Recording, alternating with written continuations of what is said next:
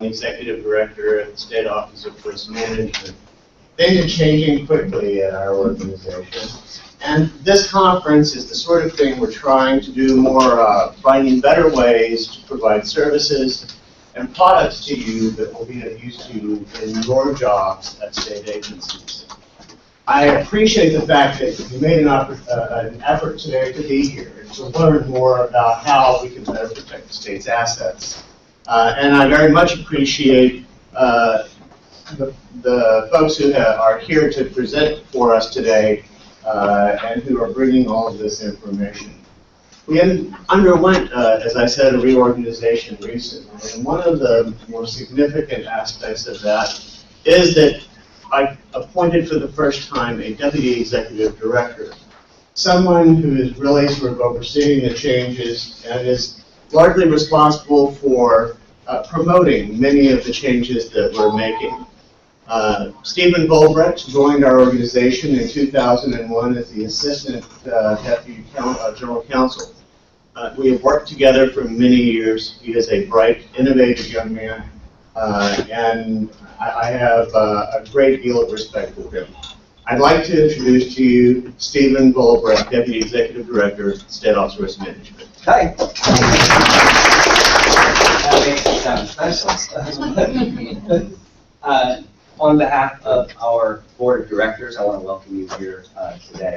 Very, very excited about the level of interest and participation in this workshop and in the areas that are covered in this workshop, from business continuity planning or continuity operations planning. Those will be used kind of interchangeably for our purposes, as well as all of the asset analysis and looking at risk transfer mechanisms. This is the future, not just of the State Office of Risk Management, but of the state of Texas. From an enterprise level, Texas really needs to do a better job about looking at assets, about looking at risk management, about looking at all of the things that we'll be talking about today. And all of you are members of that group that are on the forefront of those efforts. And so I personally and our Board of Directors thank you for being I'm not going to take a bunch of time or give a bunch of speeches or anything. I just want to introduce a couple of folks and then let you get to work. So the first one I want to talk to you about, Andres Campo. Andres is our Director of Risk Management. I'm going to do this right now. I know you've probably already met a lot of these folks, but we're experimenting with new technologies. We're trying to be innovative in getting these messages out. So back in the corner over there is John Airy. He's got all that computer equipment, everything like that. We're streaming this live.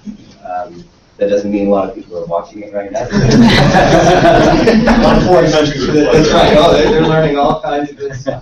But what we're going to try to do is be much more technologically innovative and get these messages out in ways that don't take you out of your offices necessarily, and that you'll be able to see these things online. They'll be available to folks at their convenience, so that we've got this library of information available. And what we're experimenting with today is Google Hangout. You guys heard of that, right? So that we can have some interaction with folks who are even remote.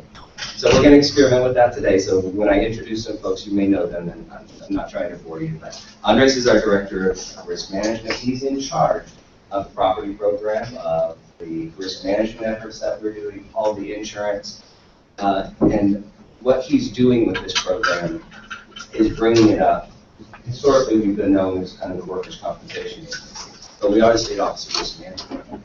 So Andres is on the forefront of that right now. Michelle Tooley is our senior insurance consultant, and she is the driving force behind all of the insurance products and the development of the risk transfer mechanisms that we make available to the state.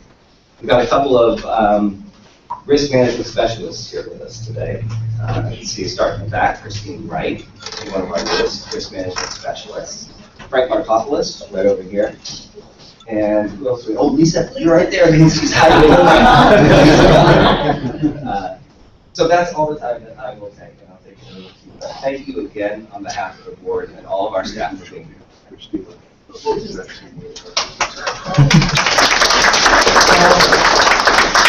Please do silence your cell phones while we've got presenters speaking, put it on vibrate. If you do get an emergency call that you must take, please do step out and take the call as necessary. When you entered this morning, you would have received a raffle ticket. Was there anyone who did not get a raffle ticket when they came in this morning? Throughout the day, we'll have a few prizes that our wonderful providers of our speakers today have provided for us. So if you did not get a raffle ticket, please let us know and we'll help you out. Anyone needing one? Fantastic. Okay, the other thing that I put on your desk today is a little white card. This is your question card if you don't feel comfortable now knowing that it's being filmed, but you would still like to ask a question. Please do jot down any that you have. There is a little envelope box out on the table out front there that you are welcome to put your questions into throughout the day. If you don't answer them today, we can answer that on the website later on. So please do give us your questions. I think I've covered just about everything. I hope that you were able to enjoy some of the breakfast this morning. Thank you to our vendors for providing that breakfast for us and for finding this wonderful room for us all to enjoy for the day. So with that, I would like to welcome our very first speaker, which is Mr. Steve Greeson. Inside the pamphlets that our communications department provided for you, you'll see a bio of all the presenters today. So I don't need to read it out. You can read that bit later. Our communications group did a fantastic job of putting the agenda together. You would have received an email already with all of these presentations that have been posted onto the web, so that if you need to go back and have a look at them, you can do so at your own leisure. So Mr. Greeson is working with Hartford Steam Boiler. His session today is going to be talking about property values. Many of you being business continuity people in the room here are going to be tasked with providing the State Office of Risk Management with your asset. And you may be asked what the value of that asset is. Not all of us are experts at this, so hopefully Mr. Greeson's presentation will assist us in learning a little bit more about it. So please help me welcome Mr. Greeson.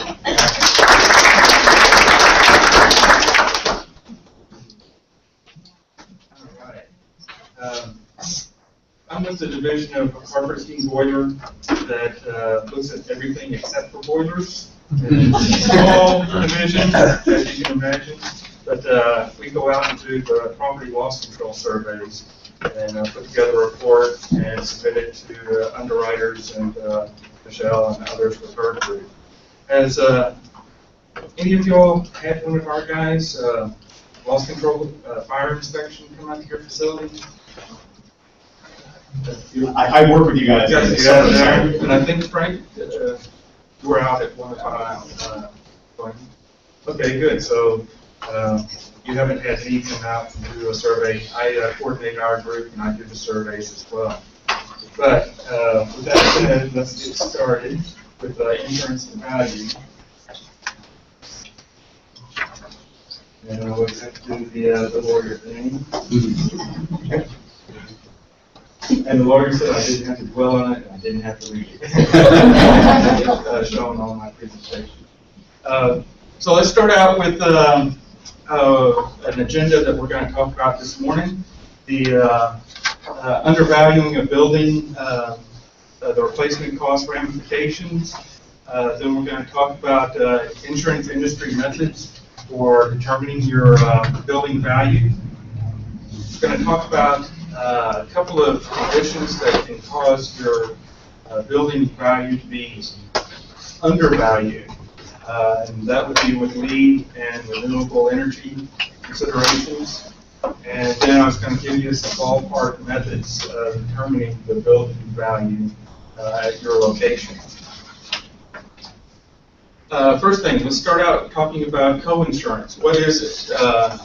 Its definition is it determines the amount of recovery for partial loss if the property is not insured for a specific percentage of its cash value at the time of the loss.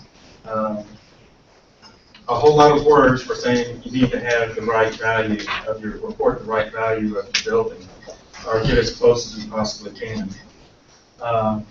It is optional on some policies for it to have a coinsurance clause. It's required in other policies. Sometimes you can get a reduced premium if you do include a coinsurance clause, and you must agree to report within a certain percentage of the building replacement cost. Generally speaking, it's somewhere around 80%. you have to be within 80% of the building value.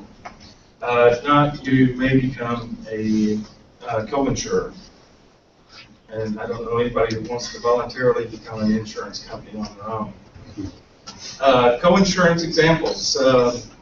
Assume your building had a replacement value of $15 million at the time of the loss, not whenever it was built, 30 years ago.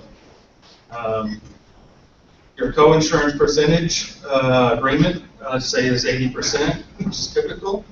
Your building or replacement costs that you reported on your statement of values was only $9 million. Most buildings, whenever you have a fire, it's pretty rare that you see the entire building destroyed. Those are the ones that make the newspaper, but most fires come in total loss of the entire building. And so for this example, we're going to look at a $300,000 loss. So let's do the co-insurance calculations.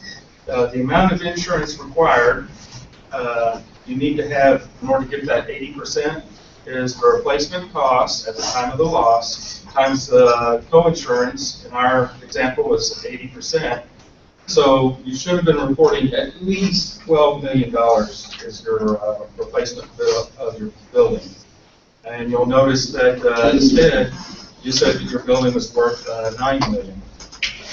So in order to determine the amount of recovery, you do the dollars of your insurance by the amount required times the amount of the loss equals the maximum amount you can recover. Putting all the numbers in, you have 9 million divided by 12 times the $300,000 loss. The most you can recover in that $300,000 loss, not counting deductibles or anything like that, is $225,000. You're $75,000 in the hole, starting out. And then you add the deductible on top of it. So that's what happens whenever you undervalue your building, or what can happen. I read an insurance study that said that 75% of commercial buildings were substantially undervalued as they were reported. But what happens to that is, of course, if you do have a loss, you are going to become a co-insurer. It also ends up making misunderstandings, not only between you and the insurance company, but possibly your CFO and your president or whoever's in charge of your agency. You can also experience delayed reconstruction. Where are we going to come up with that $75,000? We'll come up with somewhere, but it's may come out of funds that you hadn't planned on using for that purpose. So you can have some delay in your reconstruction. So we're going to get into the replacement cost valuations. What we do is, as an insurance carrier, and I work on behalf of them, is the most common way that an insurance company determines the value of the building is Marshall and Swift. It's used throughout all the insurance agencies through the insurance carriers. And an extraordinarily common place because they have a huge database. You can also have an agreement between your insurance carrier.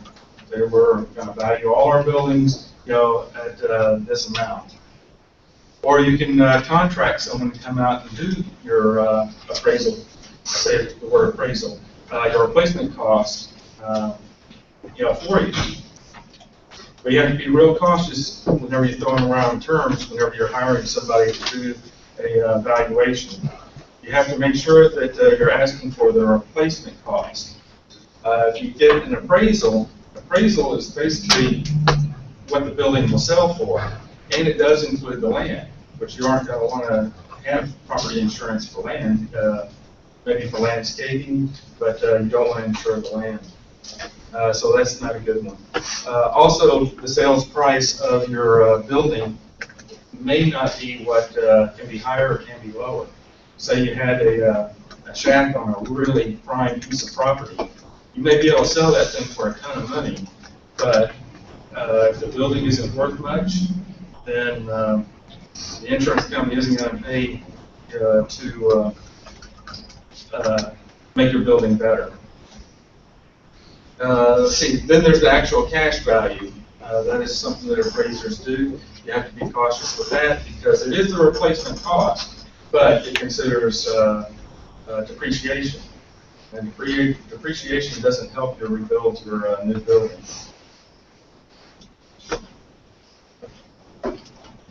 Okay, talking about Marshall & Swift.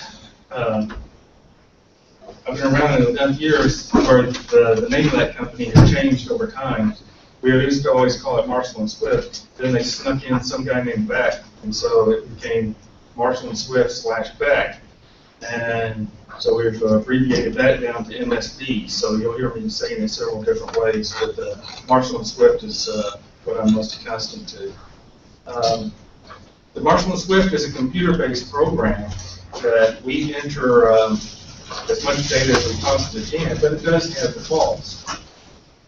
But it is principally, of all things, is principally based off of the occupancy. The occupancy determines how buildings are equipped, how they're built, what type of features they're going to have inside them. So one of the most important things to do is to determine what your occupancy is, what the building is made for. Then the next thing is your zip code or even your area code. It determines a very important cost of replacement is the labor cost. The labor cost here in Texas is different than, say, in New York City or in California. So it takes into account the climate for your area, for your zip code, which is important here in Texas, especially when you consider the wind requirements over a building constructed over on the coast is got to be much stronger, have much better windows, much different roof system than we do here 3 counties in to the state. And of course, there's a little bit of seismic activity, but in Texas, we're generally pretty stable. We can put in features like quality. Quality is a term that we use for, that I'm going to define in a few minutes, that you should look at as far as workmanship. Not whether it's a shack that you're insuring, it's how well the building was made, the type of features that are put inside it, how custom it is, and what level of quality the building is. We also have to consider the hillside, whether you're built on the hill going on this side, or the hill whether you're digging into the building, or whether you're having to build up on the other side. As you can imagine, that can seriously cut into your cost.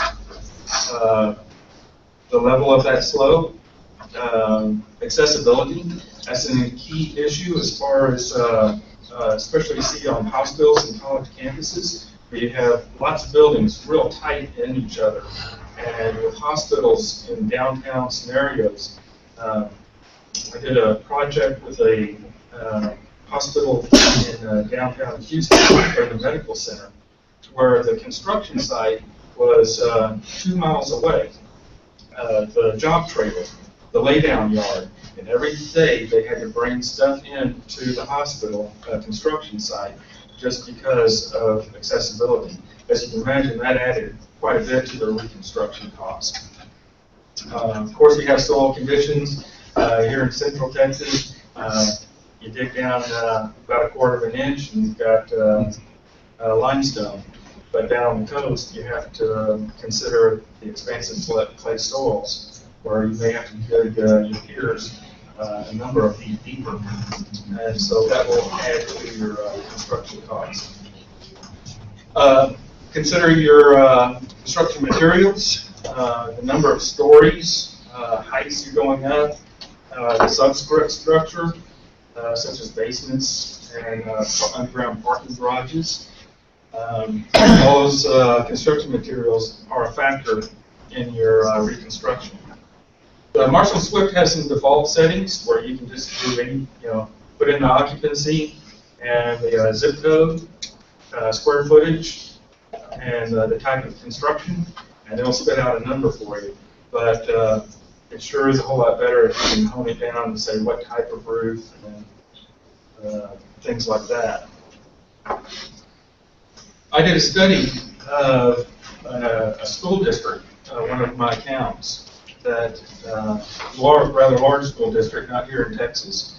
They had 133 locations, 133 buildings, and we were trying to determine how close they were to the actual replacement cost. And out of those 133 that we did, we found that 46% of those locations were well under the 80%.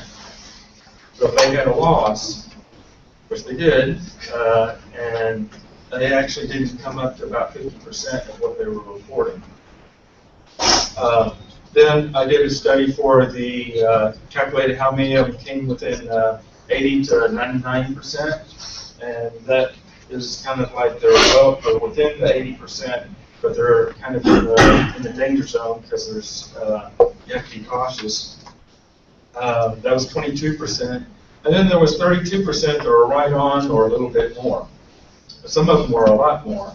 And I'll tell you some of the causes of that in a minute.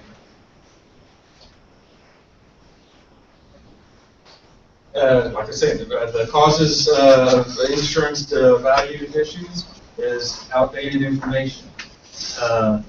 What your building cost to replace 10 years ago when you first entered your on your statement of values is not going to be the same replacement cost today.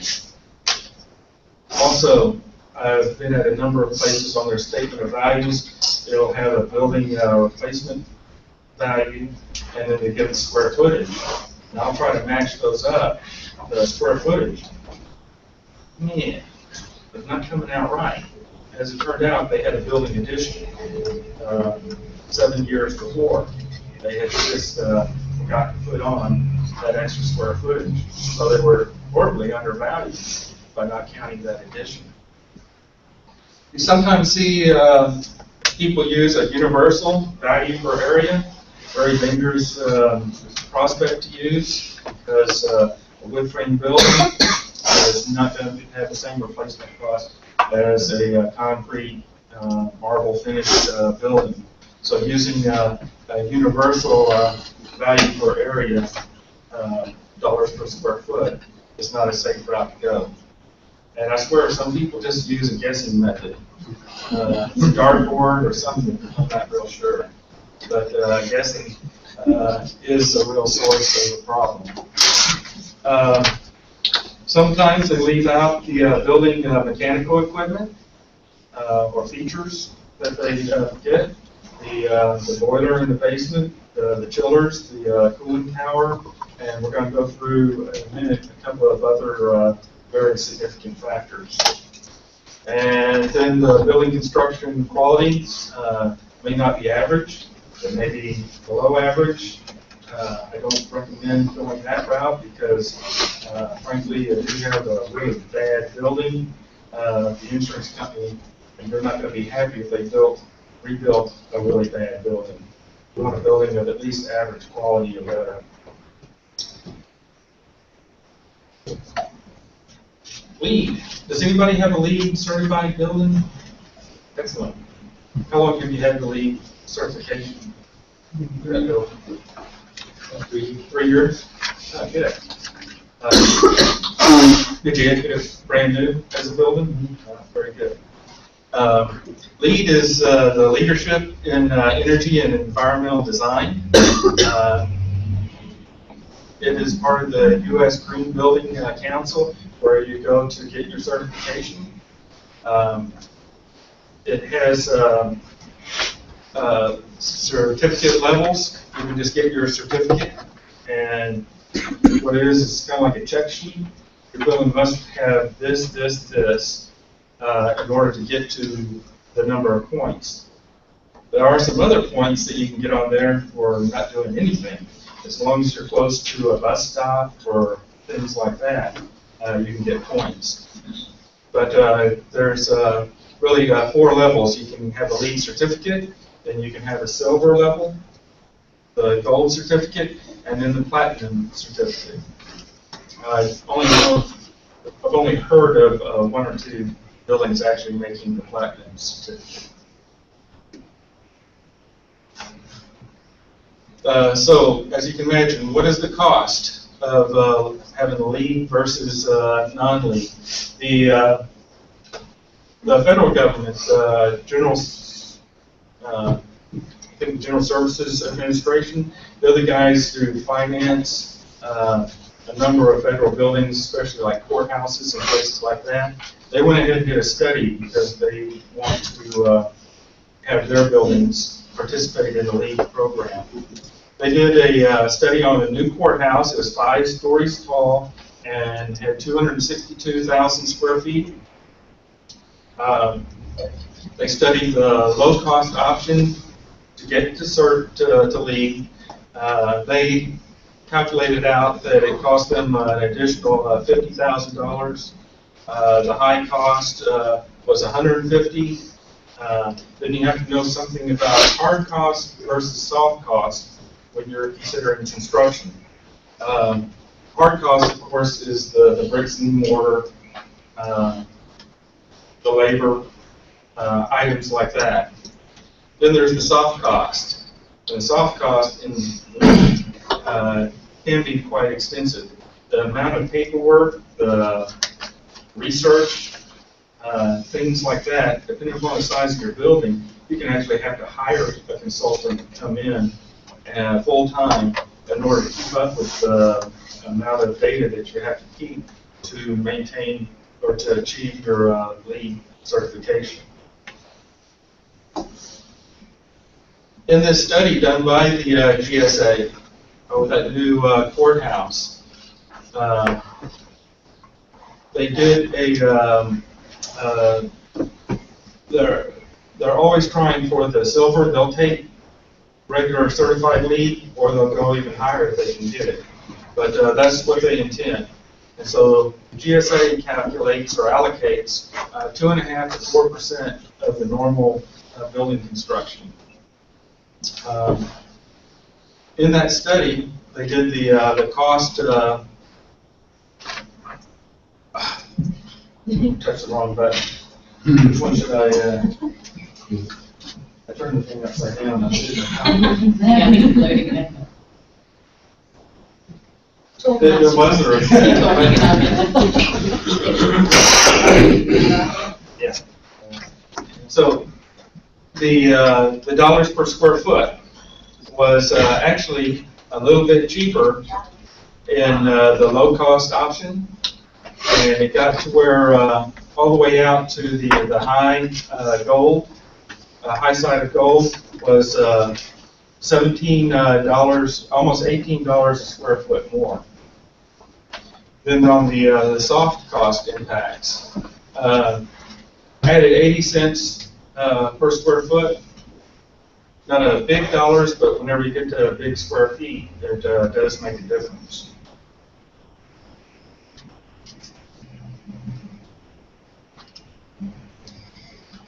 Yeah, push it. Let's see. Then I have a client that has 3 gold buildings, 3 LEED gold buildings. I looked at there; they had amazing records. I was really proud of them and happy that they shared it with me. They were all done within the past 4 years, and I did a study on the Marshall and Swift in comparison to their actual real-world cost, and it came out to be quite amazing that the Marshall and Swift could not attain their same level. These were university buildings. The statement of values showed that it was the building itself was $32 million, basically $284 a square foot. So their target, their 80%, would be 25, almost 26 million. I did Marshall and Swift. oh man, it came out really low. I was like almost 60%. There was 20% difference that was left on the table. Another building, I came out 48% efficient, and then 46. So lead can cause your building to be undervalued. So you need to make sure that you keep records of those of your construction whenever you're doing lead.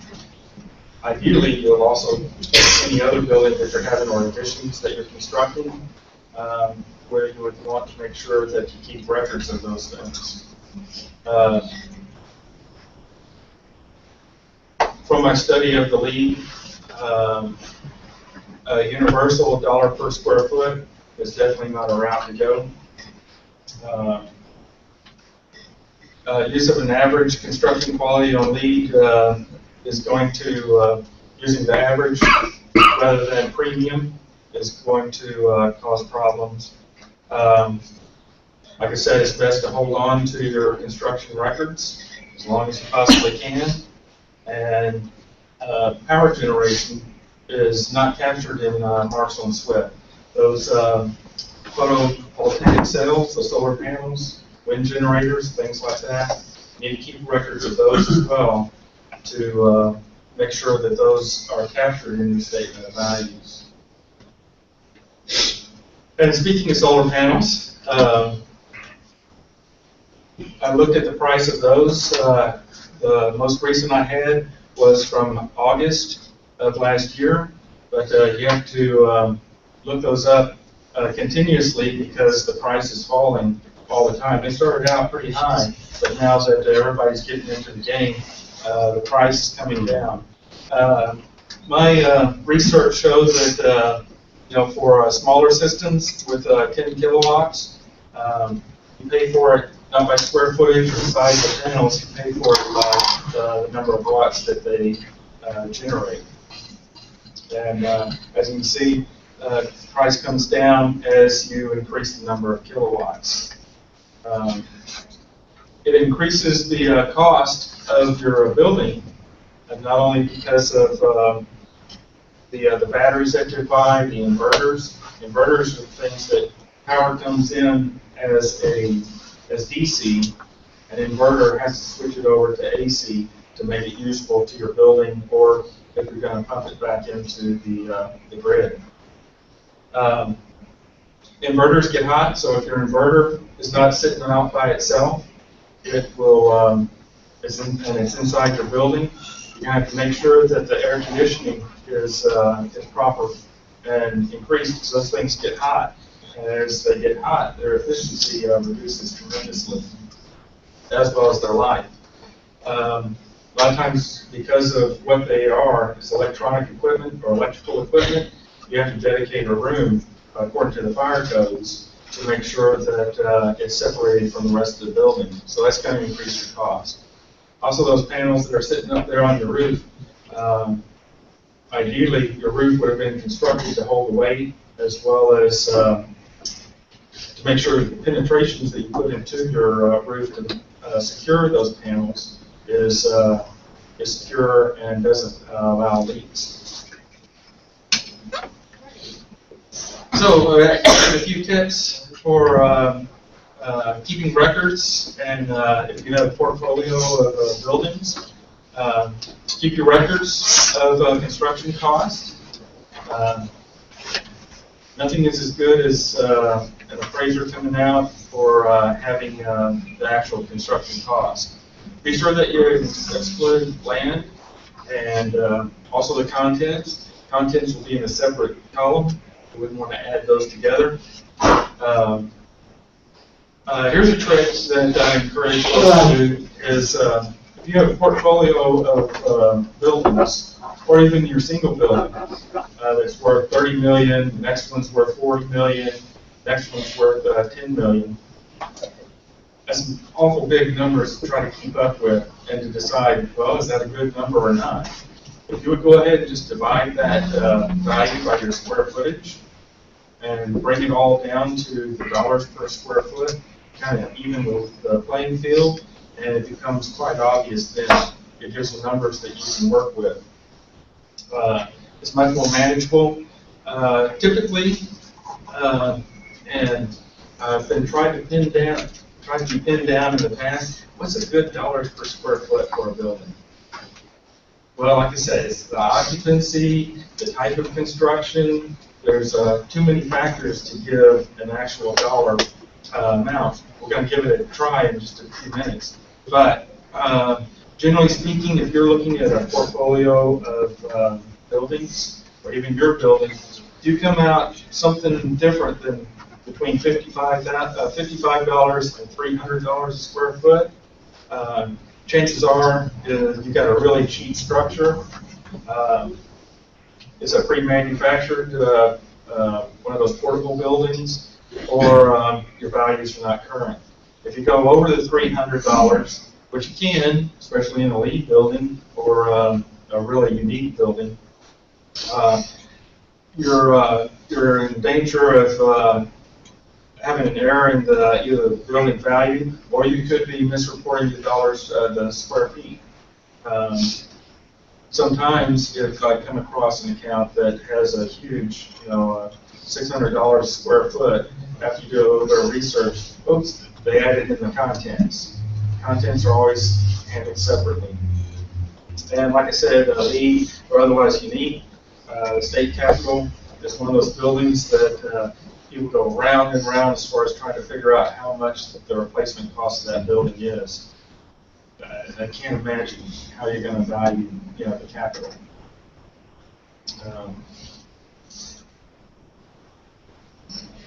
Okay. Like I said, I've been trying to be pinned down for a number of years. How are we going to determine what the replacement cost of our building is? So, did a little bit of research. Of course, your best method is to keep your construction cost whenever the building was made. 20 years ago, 14 building managers before you, chances are you don't have that information. Next best thing is to have a professional value your building. But in lieu of that, I found a couple of places that you can get information from. There's a place called, on the web, called Read Construction Data. Went ahead and put down the internet site, but you've got to understand what the intended use of that thing was. It's intended for contractors in order to bid. It does have some limitations. Number one is it has a limited number of occupancies. And like I've said several times before, occupancy is one of your biggest factors in your replacement cost valuation. Steve, why is that? Why is that? Why why occupancy? Because I get asked that by a lot of people that fill out the spreadsheet. Why do you want to know the occupancy of this building? That's a good question, because there's a whole bunch of factors. The ones that come to my mind is the fire codes tell you how your building is going to be made according to its intended occupancy. As you can imagine, in schools where there are small children, you have to have an exit every so many feet. But versus an office building where there's nothing but adults who are very familiar with their surroundings, they don't have to have exits so far apart. Automatic sprinkler protection is required in some occupancies, like sleeping places. Oh my gosh, you can't build something new commercially for commercial interest without automatic sprinkler protection.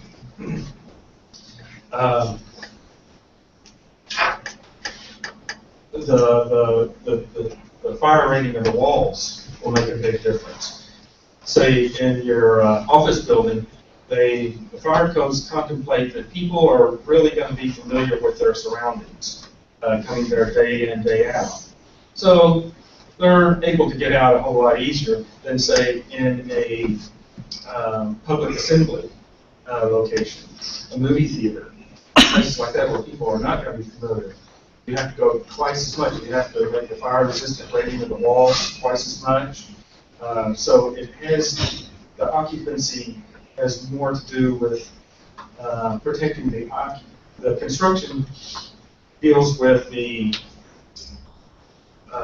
safety of the people inside.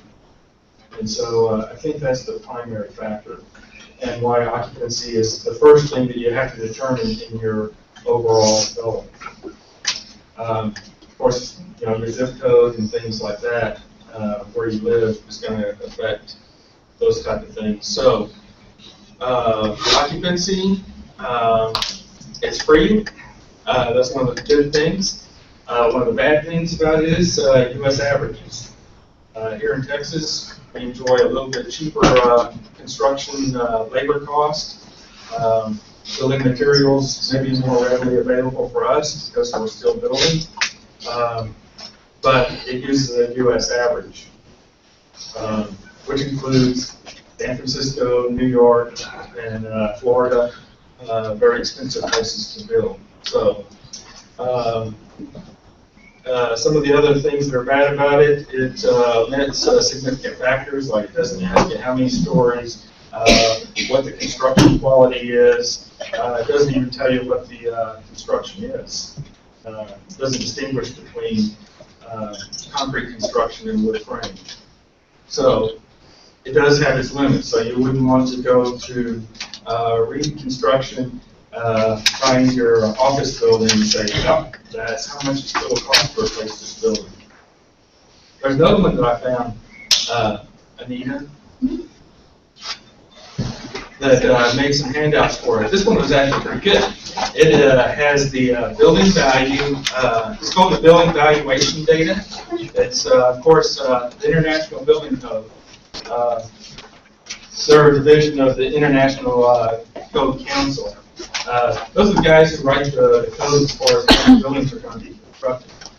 There's, of course, other building codes out there, but these guys are kind enough to put something on the web for you to see. I went ahead and put on the website, and that's the first page. The back of the first that they produce. That is produced every 6 months, updated. But basically, what it tells you is it's really cool. If you turn to the second page of it, it gives you a table. And notice on the first column, it has a list of occupancies, and then across the top, it has the types of construction. Now, I know that you're probably looking at those construction, those occupancies, and thinking, wow, man, how am I supposed to know which one's which? What's a type 3B versus a type B, BB? I went ahead and gave you on the other pages description of both the occupancies and the construction class. Here in the insurance world, we really don't use those IBC codes. We use ISO codes, the construction class codes. That's 1 through 6. 1 being frame, 2 being joisted masonry. We've got concrete wall and a wood roof. Then you have ISO 3, which is a metal building. You've seen like in Butler buildings, they're corrugated sheet metal on the walls and the roof. Then you get into the ISO 4 building, very common type of construction we have in this area. Basically, concrete walls with a metal deck roof. You can have all sorts of roof material on top of it. You'll see those open web bar joists. It's not protected.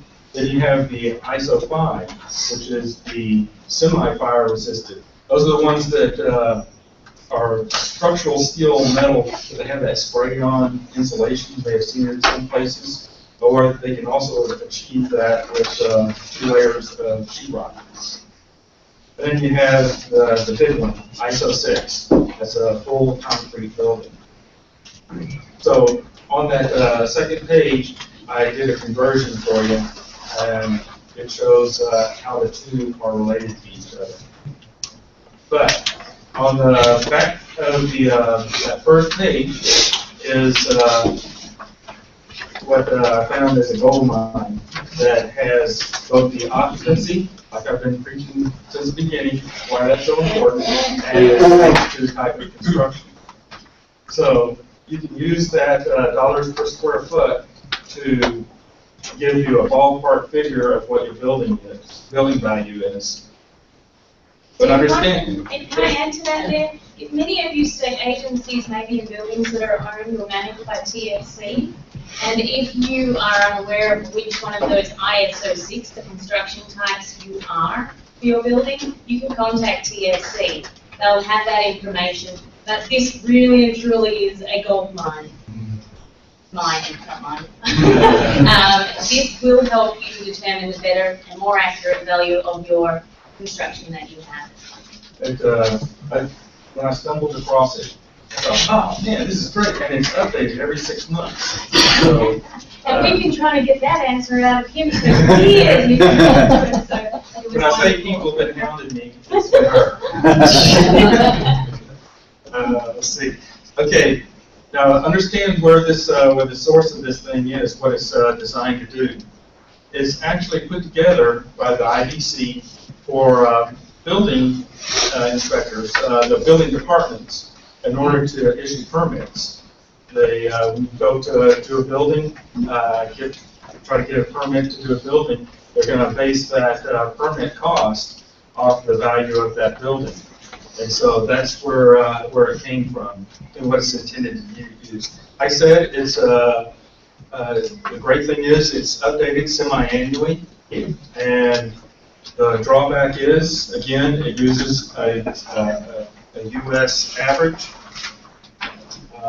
It omits other significant factors like the number of stories, construction quality, other specifics, but man, it gives you at least a starting point where you can at least see if you're in the ballpark. So, that being enough, I needed to study the difference between Marshall and Swift and this handout that I gave you. Okay, so I chose the first one. I chose a 100,000 square foot building, 3 stories in height. And so I looked it up on the handout for the IBC for, like I said, an ISO 6 building, concrete throughout. The table says that it's $179 a square foot. I did a Marshall and Swift, and it came out for an average quality of building of 136, 14%. Not bad, but still a little bit much.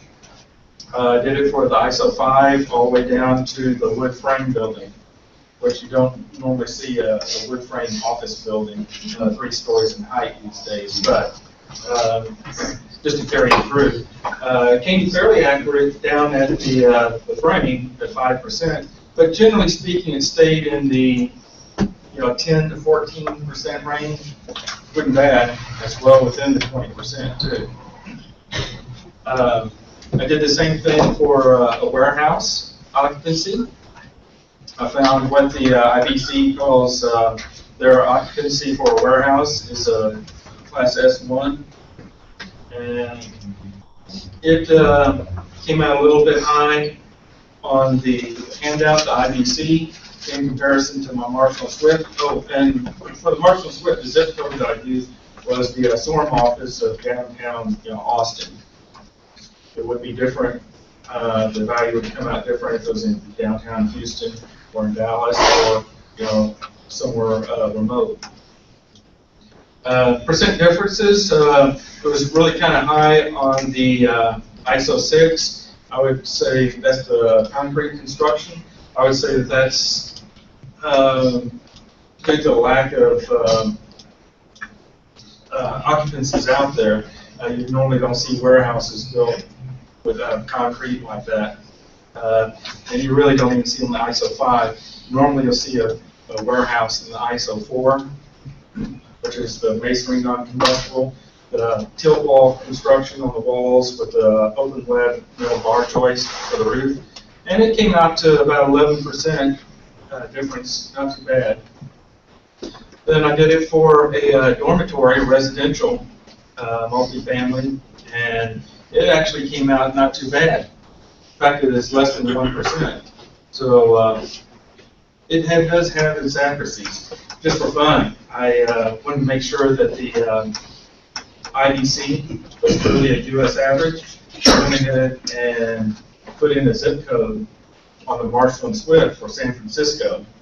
And yes, the Marshall and Swift came out a whole lot higher than the IDCs.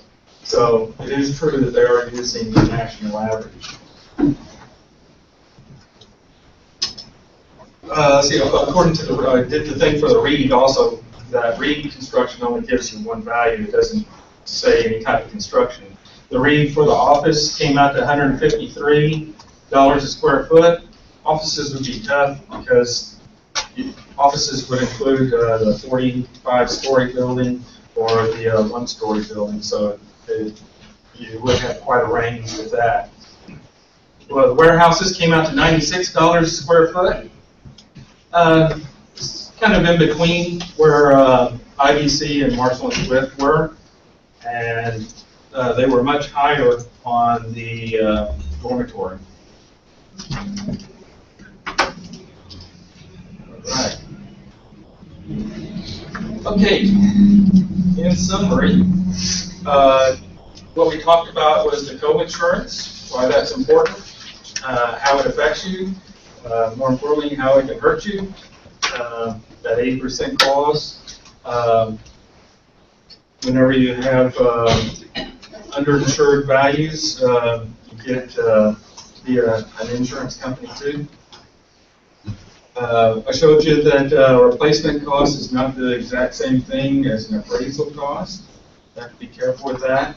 Other cost considerations to your building. Look at the features of your building to see if it's normal to your surroundings. Or do you have a bunch of features that make it more expensive? Some other tips is to keep good records. One of the most important things that you can do with your building is go ahead and divide the replacement value by the square foot and see if the dollars per square foot comes out right, comes out reasonable. And then you can use some of the ballpark methods that we discussed. All right. Steve, what's the advantage to having a LEEDs building? Is it a tax incentive to the building owner? Well, there's a couple of things. The question was about how, what does LEED do for you? As a government entity, you aren't going to get any tax breaks out of it. So it's more out of mandates. There are some school districts, some areas that say you must do LEED construction. For private industry, yes, there are tax advantages for going LEED. There's bragging rights, things like that. But it is an energy conscious type of construction that sustainable, renewable. And so that's the main advantages for that, for doing LEED. Anybody got any others? Yes, sir. Is there an age basis, that this is, that they're looking at in all these different programs? Because I have 5 kids, and my newest one's 1948.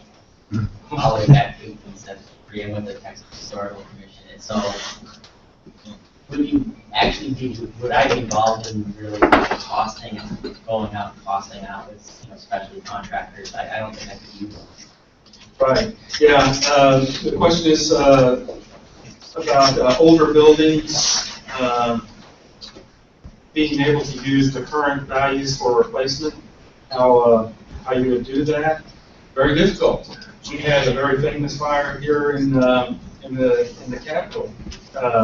The governor's mansion. It burned a number of years ago. Very historical building. That one was a tough one to value. But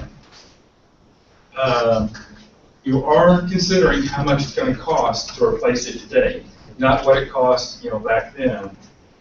So you're going to have to do a little bit more research than anybody else, because not only is your historical building going to require new wood and things that go into buildings now, but you're going to have that preservation part of it, the reconstruction of, like at the Capitol building, those columns were made in the 1800s.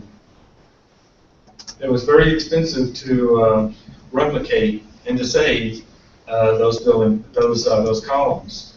In many respects, it'd be cheaper to just toss those and put in aluminum drawings. You can't do that kind of thing, no matter how badly you want to. So yes, there are going to be some very unique features. This is a good starting point for you. It's not going to be anything less than this. And so, yeah, you're going to have to go out and probably get somebody familiar with restoration work and how much that's going to cost. You can also do some web searches to see how much other fires have caused, how much it has increased the cost of construction because of the historical nature or the uniqueness of your building. So, yes, ma'am. The index on that smart home by TFC, would you just estimate the value of your floor, or do you have to estimate the value of the entire building? Michelle, if you would take that. Certainly. The question was, if you only have contents, you don't own the building, do you need to provide the value of the building? The answer is no. For your state agency, just like SORM, we're in that exact situation. TFC owns the building, but we own the computers, the chairs, the servers inside our building and our level. So what you would do in that situation is you create an internal schedule of all of the big items that if you lost them, you couldn't run your organization. We're not talking pens, papers, staplers, that sort of stuff. We're talking the bigger items. You create an internal list, and on this schedule that you'll be asked to complete, you're going to take the sum of all the total value of the replacement cost of those items at today's cost, and you'll add it on as contents only. There'll be a column for building, a column for contents. You will have $0 in the building and the total value inside the contents. Good question. Exactly. And on top of that, unless you have, if you're in a building that doesn't belong to you, but if you have something called a triple net lease, then you may be responsible for the replacement cost of the building, then noting it on your insurance. But it's best to talk to SORM, your insurance, about that. But for the most part, if you don't own it, you're not insured.